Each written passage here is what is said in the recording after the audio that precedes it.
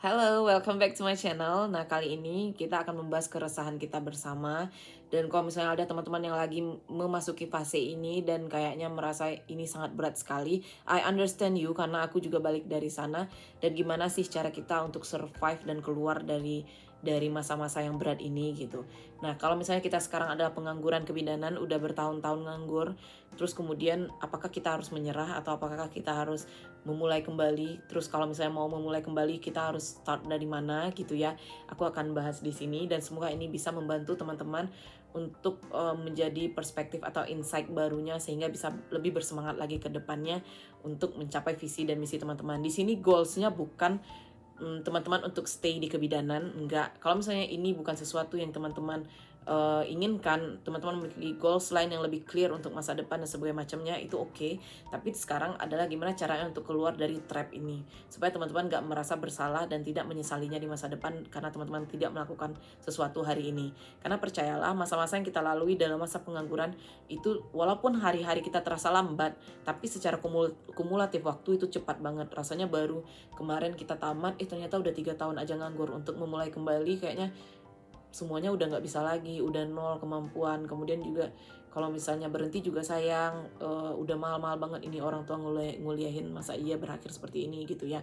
Nah, apa yang harus dilakuin? Yuk kita sesama-sama untuk nge-treasure our mind dan untuk keluar bersama-sama dari trap ini. Jadi pengangguran itu rate-nya sangat tinggi sekali di negara kita karena memang job vacancy atau lapangan pekerjaan itu salah satunya sangat terbatas, dan yang kedua motivasi kita untuk survive itu juga salah satunya rendah ya. Jadi dua masalah ini, yang pertama job vacancy dan yang kedua adalah masalah motivasi kita yang akan kita solve. Nah, yang pertama adalah masalah job vacancy. Aku paham banget dulu ketika aku tamat daftar kerja di rumah sakit, itu rumah sakit gak ada buka lowongan, dan kalaupun buka untuk yang pengalaman 2 tahun atau 3 tahun gitu ya. Terus juga kemudian kalaupun ada itu di BPM dengan gaji yang sangat minim, jadi itu sangat nggak mungkin untuk meneruskan kehidupan kayak gitu kan. Dan kalau misalnya sukarela di puskesmas juga nggak ada gajinya. Kemudian juga mungkin kita bukan salah satu termasuk orang yang mampu sehingga nggak bisa tahan dengan pekerjaan seperti itu. Beda cerita kalau misalnya kita orang tuanya support, kemudian kita disuruh sukarela, tetap dikasih jajan gitu ya, mungkin kita masih bisa survive. Tapi mungkin ini kondisinya kita nggak mungkin lagi bergantung ke orang tua gitu, jadi kita nggak memungkinkan untuk bekerja di sana kayak gitu ya. Nah, apa yang harus dilakukan dengan kondisi seperti ini teman-teman? Untuk kita diterima di rumah sakit atau di puskesmas, itu kita memang harus memiliki kelebihan dibandingkan kandidat peserta yang juga mendaftar yang lainnya. Kalau misalnya teman-teman hanya stay dengan ijazah STR teman-teman aja tanpa ada pengalaman, teman-teman kecil kemungkinan akan diterima. Itu yang harus teman-teman pahami. Jadi sebanyak apapun teman-teman lempar lowongan kerja, itu bakalan sulit untuk diterimanya. Mungkin ada 1-2 yang benar-benar bisa melihat kemampuan teman-teman, tapi mostly mereka juga mencari orang-orang yang qualified gitu. Jadi itu artinya teman-teman gak bisa berekspektasi terlalu tinggi langsung directly diterima di rumah sakit. Teman-teman harus nyadarin kalau teman-teman harus mencoba dulu dari bawah, benar-benar harus dari BPM dulu. Dan ini harus teman-teman kasih pengertian ke orang tua. Aku bakalan coba di sini dulu Bu untuk tanyakan karir pertama aku, mungkin gaji aku nggak berapa, itu gimana ya pertimbangan kita ya. Itu harus teman-teman bicarakan, jangan disimpan sendiri aja, harus dibicarakan kepada orang tua gitu. Nanti silahkan coba dulu di BPM, mau coba di puskesmas atau di kampus kebidanan, mau jadi peranata laboratorium secara sukarela, nggak masalah teman-teman. Yang penting teman-teman dapat tempat dulu untuk step up langkah pertamanya. Nah, tapi ada juga mungkin yang, aku nggak mau deh untuk nyari pengalaman kerja dulu, maunya memang terus masukin lamaran juga gitu. Bisa, berarti teman-teman harus punya kemampuan lain yang bisa diandalkan selain pengalaman kerja. Jujur Li, aku masuk ke rumah sakit itu tanpa pengalaman kerja klinis. Jadi aku masuk rumah sakit dengan sertifikat prenatal gentle yoga aku. Jadi kalau misalnya kita punya sertifikat pelatihan yang dimana itu nggak dimiliki oleh kandidat lain dan rasa-rasanya kita bisa membawa keuntungan bagi rumah sakit atau klinik tempat kita mendaftar, itu kita bakalan diterima walaupun kamu nggak punya pengalaman kerja. Jadi itu yang harus dinotis. Yang kedua, kalau misalnya nggak punya pengalaman kerja, berarti harus punya pelatihan-pelatihan yang dibutuhkan oleh mereka. Nah, untuk melihat pelatihan yang dibutuhkan itu seperti apa sih? Berarti kita lihat dong visi misi mereka, kita bisa lihat dong apa aja yang sedang mereka kembangkan sekarang. Misalnya mereka lagi fokus ke gentle birth atau mom and baby spa, kamu punya sertifikatnya, ya udah masukin aja. Mereka pasti butuh tenaga tuh. Pasti di rumah sakit, apalagi di kota kecil, hanya ada 1-2 orang yang bisa baby spa atau punya sertifikatnya. Nah, kalau kamu masuk, kamu bisa nambah armada baby spa mereka dan bisa makin berkembang rumah sakit. Mereka akan nerima kamu. Jadi itu caranya supaya kita bisa diterima untuk bekerja ya. Nah, kemudian itu kalau misalnya teman-teman kendalanya adalah di biaya, tadi kan dua-duanya butuh biaya ya. Untuk jadi sukarela atau BPM dengan gaji minimal berarti butuh biaya. Yang kedua, untuk ambil pelatihan itu butuh biaya. Untuk spill biaya-biaya pelatihan silahkan lihat video-video aku yang lainnya, aku udah share sebelumnya. Nah, aku paham banget, aku datang dari keluarga sederhana, pas tamat orang tua aku udah nggak nge-support aku secara finansial lagi, otomatis aku harus bekerja lagi. Nah, di sini poinnya, teman-teman nggak usah malu untuk melakukan pekerjaan apapun untuk mengumpulkan uang tabungan untuk melakukan pelatihan atau untuk stay di BPM.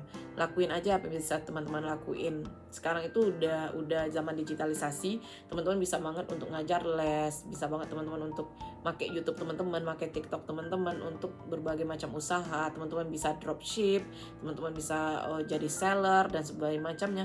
Gak apa-apa, jalanin dulu aja karirnya yang di luar kebidanan itu, kumpulin dulu uangnya. Nanti kalau misalnya uangnya udah terkumpul, baru bisa ambil pelatihan dan lanjutin karirnya di kebidanan. Tapi itu kita harus punya target. Gak bisa dong kita santai aja ngumpulin uangnya sampai 10 tahun, ya gak mungkin gitu kan. Sampai 5 tahun gak mungkin. Targetnya 1 tahun ini atau 2 tahun ini udah terkumpul uangnya sebelum STR kita mati gitu. Jadi langsung kemudian kita ambil pelatihan dan langsung bekerja di rumah sakit atau di puskesmas dan lain-lainnya. Nah, ada mungkin sebagian yang berpikir nggak mau dulu daftar-daftar kerja padahal udah punya pelatihan dan segala macamnya, karena memang belum percaya diri untuk bekerja. Percayalah teman-teman, semua orang yang baru masuk kerja itu nggak ada yang percaya diri. Ada mungkin beberapa yang percaya diri karena udah merasa qualified atau over qualified, tapi most of us, mungkin 90% itu nggak percaya diri. Aku pas masuk rumah sakit udah nggak bisa lagi masang infus, nggak ingat lagi caranya saking udah lamanya nggak di klinis, nggak bisa lagi nolong persalinan segala macamnya. Tapi kita punya masa orientasi 3 bulan, dimana pada saat itu kita nggak langsung ke pasien, kita akan dibimbing dulu, kita akan belajar dulu dari senior. Nah, di masa itu kita bisa belajar, jadi nggak usah insecure sama dirinya.